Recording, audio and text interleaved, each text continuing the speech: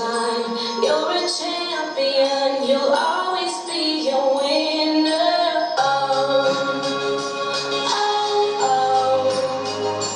oh, oh, oh.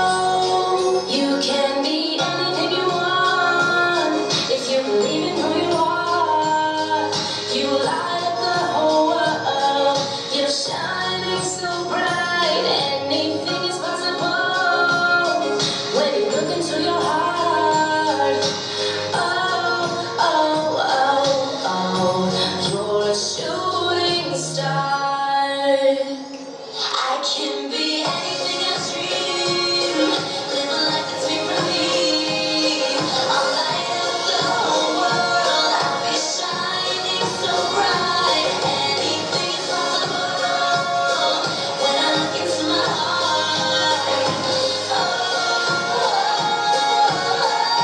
Oh, the shooting star.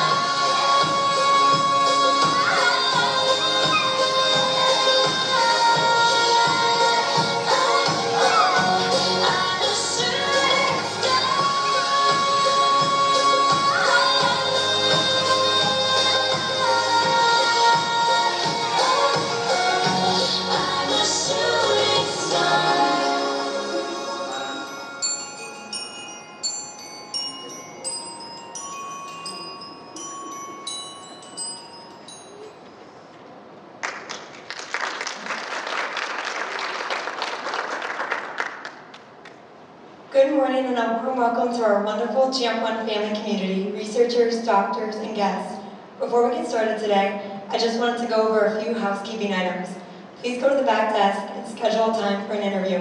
We will be having an awareness campaign and we'll be reading from the same script, so please register if you haven't done so already. We're trying to eliminate having our children's blood drawn multiple times, so please make sure you register with both Champs and Coriel for the blood drawn on Sunday. Sorry for the last minute changes, but the lunchroom and the breakout sessions will be in ballroom B.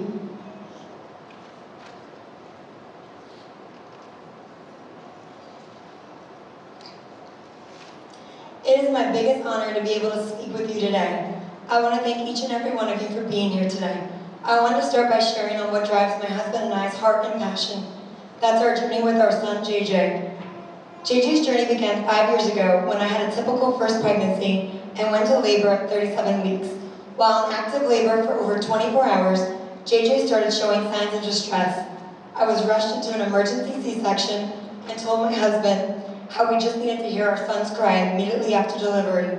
After the doctor said that he was going to be getting my son delivered within just a few minutes, I began to be alarmed when we reached the 40-minute mark of surgery. I encountered my husband to lean over the drapes and check on our son.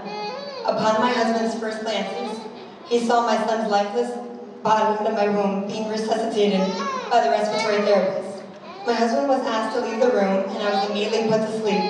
I met my son the next day after waking up from surgery to find that he was in the NICU and had multiple breathing apneas throughout the night. Our journey began there as what seemed at the time as a brain injury from cerebral palsy. We immediately started all mainstream therapies upon graduating from the NICU and saw just about every type of specialist throughout the United States. We were searching for answers and for treatments. We were on a road to recovery for a brain injury, and we were trying all mainstream and alternative treatments, draining our savings, and I chose to resign from my career as a branch manager to become a stay-at-home mom, main therapist, and advocate for my son. At specialist appointments, they ran multiple genetic testing to rule out doctors' suspicions of an underlying genetic disorder. When doctors pointed out my son having a flat nose bridge and low set ears, as parents, we thought that my son passing away at birth was being overlooked, and we thought it was contributing to all his severe global developmental delays. When JJ was 3, we met with a specialist from Connecticut. He suggested that we do an autism ID panel to explore GI and methylation issues. He didn't think things were adding up for JJ. When JJ turned 4, we got the call back that his results came back and we were positive for the Champ1 gene mutation. Immediately, my husband called me with the results from his work, and the first thing that we did was what all parents do. We Googled it, except to our biggest disappointment, we didn't find much on Champ1. Like every parent in this room can relate to that feeling over having a diagnosis with no information and leaving your fate up to Google. We're thankful for Stacy and Esther, who both found the Champ1 and started the Champ1 Family Support Group online, and were Stacy's website on the Champ1 gene mutation. In addition, we found only a handful of studies online. Our whole world was rocked as we just entered into a whole new ballgame. Within a few weeks of JJ's new and official diagnosis, we agreed on starting the Champ1 Research Foundation to help our kids. We have so much hope for our kids. That is what drives us and this Champ1 Research Foundation. We're believing God for what seems like the impossible. I'm super proud of my husband, he's been able to do, and what he's been able to do when it comes to the research aspect of Champ1, with connecting and meeting with researchers and doctors worldwide. Ultimately, I give credit to God for orchestrating all the events of the last year. We're so honored to meet and learn from all you amazing Champ mom and dads. This weekend, I want to read you a poem that we'll provide it to you in your Champ1 swag. This poem is called The Special Mother by Irma Boombeck. The Special Mother. Most women become mothers by accident, some by choice, a few by social pressures, and a couple by habit. This year, nearly 100,000 women will become mothers of handicapped children. Did you ever wonder how mothers of handicapped children are chosen? Somehow I visualize God hovering over earth, selecting his instruments for propagation with great care and deliberation. As he observes, he instructs his angels to make notes in a giant ledger. Armstrong, Beth, son. Patron Saint Matthew. Forrest, Marjorie, daughter. Patron Saint Cecilia. Coolidge, Carrie, twins. Patron Saint, Giver Jared. He's used to profanity. Finally, he passes a name to an angel and smiles. Give her a handicapped child. The angel's curious. Why this one, God? She's so happy. Exactly, smiles God. Could I give a handicapped child to a mother who does not know laughter? That would be cruel. But does she have patience? Asked the angel. I don't want her to have too much patience, or she'll drown in a sea of self-pity and despair. Once the shock and resentment wears off, she'll handle it. But Lord, I don't think she even believes in you. God smiles. No matter, I can fix that. This one's perfect. She has just enough selfishness. The angel gasps. Selfishness, is that a virtue? God nods. If she can't separate herself from the child occasionally, she'll never survive. Yes, here's a woman who I will bless with a child less than perfect. She doesn't realize it yet, but she is to be envied. She will never take for granted a spoken word. She will never consider a step ordinary. When her child says mama for the first time, she'll be witness to a miracle, and she'll know it. I will permit her to see clearly the things I see. Ignorance, cruelty, prejudice, and allow her to rise above them. She will never be alone. I will be at her side every minute of every day of her life, because she is doing my work as surely as if she is here by my side. And what about her patron saint? Asked the angel, his pen posed in midair. God smiles. A mirror will suffice.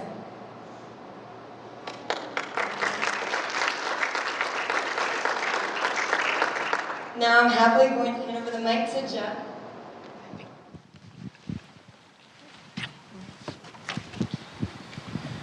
Oh man. All right. Well, a disclaimer that if I made it through that without being teary-eyed, then I think we're good for at least me reading this. I've been able to hear that once without getting teary-eyed. So I have like the emotional stability of my daughter, who's 1 year old right now. So listen, guys, I'm so grateful. It's really like an honor and a blessing to be able to meet with everybody today. I want to thank God for orchestrating this, because trust me when I tell you, it's beyond my capability. I want to thank my beautiful wife for standing by me and her unconditional love and through this journey and all her hard work for this weekend. There's so much that I could sit here and talk about with you guys, and I'm going to try to spare you from hearing my voice too long. Thank you guys for the sacrifices that you've made to come here. I know some of you guys traveled really far, and it's hard for us to go to the store. So I know it's difficult to fly on a plane with your kids. So can't thank you enough. To the speakers that are here, thank you for your commitment to our community. I should thank you for your patience. Rodney, thank you for not changing your email address on me. I appreciate all your patience with me. I also wanted to thank Debbie and Jolie, who are here. Some of you guys might not know them, but they fundraise for our community. They're big advocates, and they do this because out of the kindness of their heart. They have no children with Champ1, so I just wanted to recognize you guys. So I don't want to reiterate what Katie said and be redundant, but I just want to make note that I'll never forget the day my son was born. Um, Unfortunately, there's a little bit of trauma associated with that, but I had a love for him on day one that I didn't know I was possible of having. And I remember being there before he was being born and just praying everything was gonna be okay. And man, I was almost giddy and happy, and I was like, God just humbled me from being so happy. And now I'm like, man, I wish I be careful what I prayed for, because I'm certainly humbled, and my life changed that day in more ways than one. In preparing the speech, characteristically, I procrastinated to the last minute.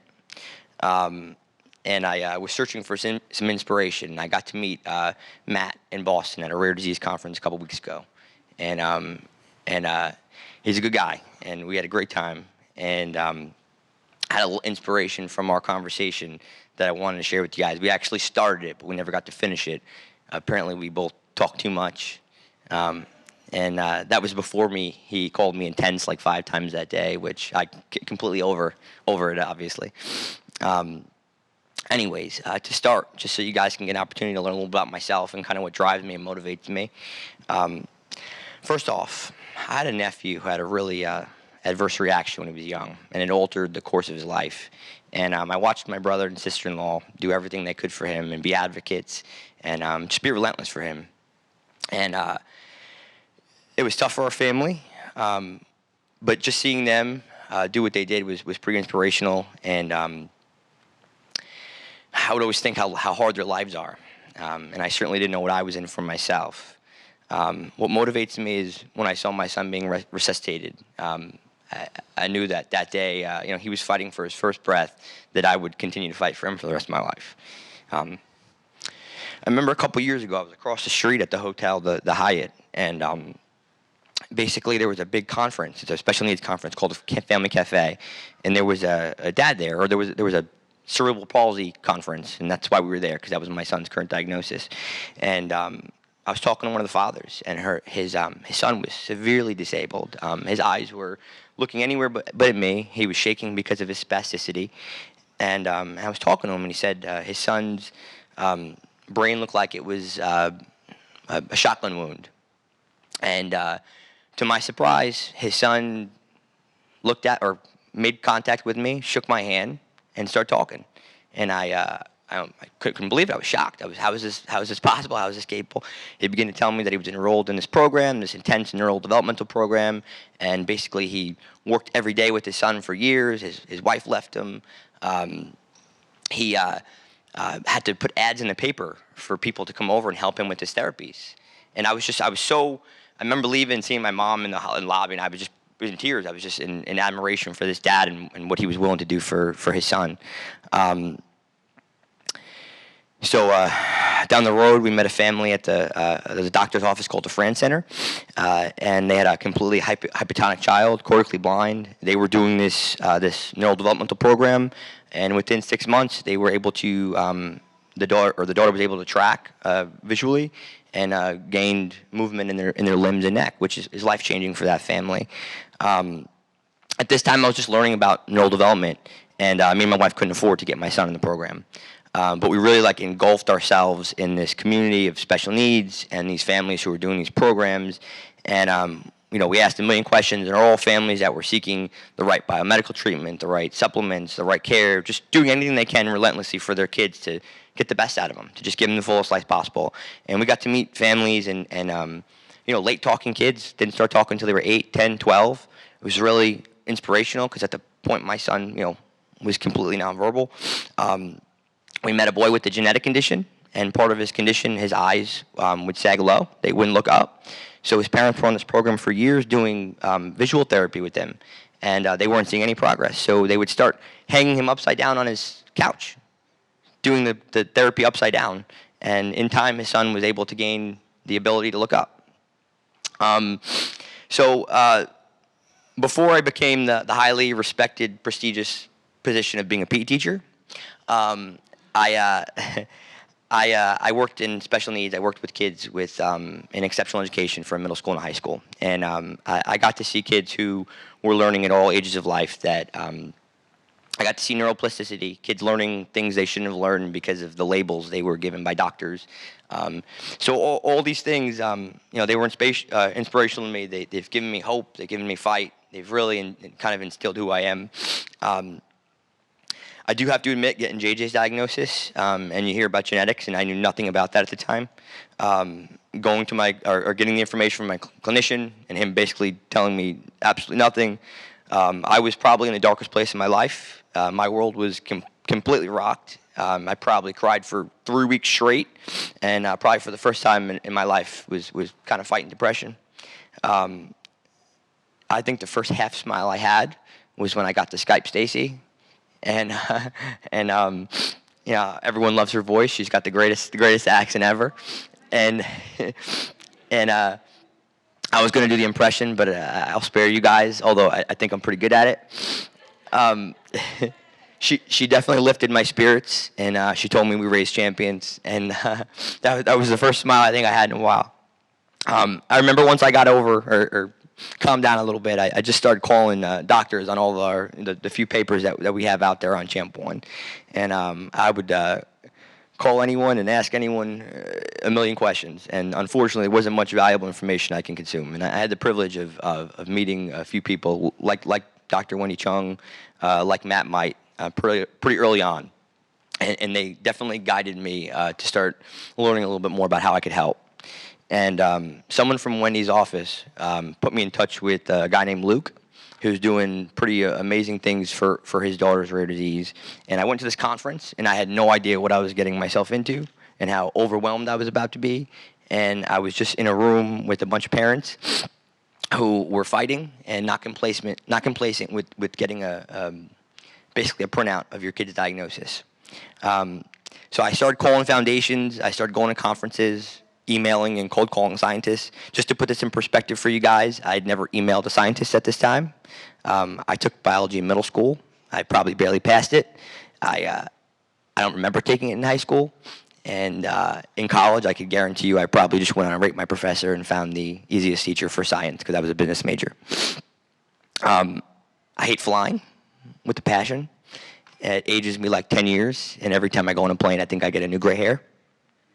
And I've flown to any doctor who would be willing to talk to me and to conferences to learn in hopes that anyone would help. Put my family on Facebook and in the news, and that's something that was kind of hard for me to get over. I just wanted to note that this has just taken me out of my comfort zone so much, and my wife and I truly have devoted our lives to this, and I've worked harder for this than anything I've ever worked for in my life. I'm a big kid. I really enjoy my job as a PE teacher, but I would put in my 2 weeks notice tomorrow if I was able to do this full time and pursue this mission. And I can promise you being a PE teacher is a way easier job. At times I didn't know if I had stamina to keep fighting this fight. And every time I'd see one of our kids in the hospital for CVS or seizures, it would motivate me. And I'm determined to help my son and our kids because I believe they deserve way better. And wrapping up, I just tell you guys that in 2015 when it's discovered, there was actually a full year when no one was even researching Champ1. When I got diagnosed, there was 2 researchers trying to understand more about it. Since then, we now have 6 additional groups that are involved in Champ1 research in some capacity. And CHOPS, with Dr. Harkness and Dr. Lee and Dr. Bjo taking a lead role, which is absolutely amazing, and I can't thank you guys enough for how amazing you guys are.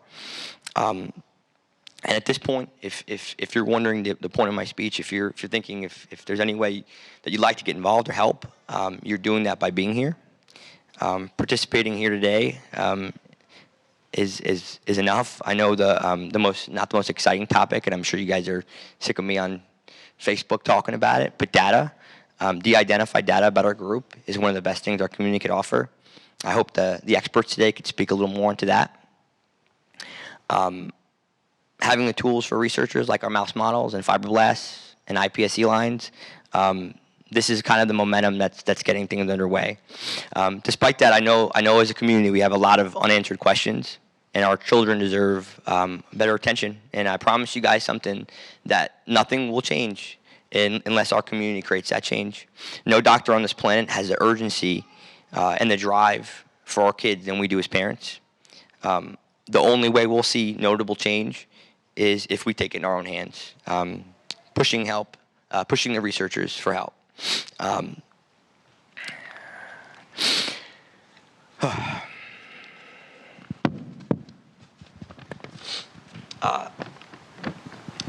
So, what would be a goal of help? To me, it would be any noticeable change. To me, is worth the fight. If it was a relief of a symptom, if it was our kids to focus a little more.